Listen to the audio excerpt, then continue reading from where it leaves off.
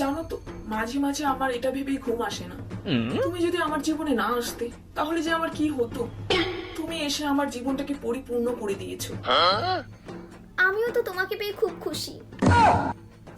হ্যাঁ, তুমি আমার স্বপ্নে দেখা সেই রাজকন্যা যাকে আমি সারা জীবন স্বপ্নেই দেখেছি। কি সত্যি বলছো তুমি? বেবি, শুনলাম তোমার বান্ধবী প্রিয়া বলে পালায় গেছে।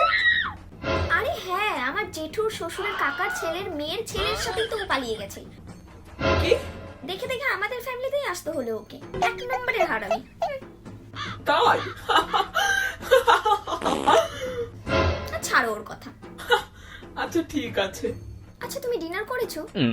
না, খাইনি। কি? কেন খাওনি? তুমি জানো না, তোমার কথাগুলো এত মিষ্টি যে শুনে আমার পেট ভরে গেছে।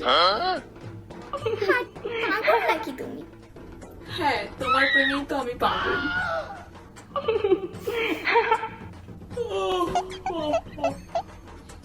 এক মিনিট দাঁড়াও তো বেবি।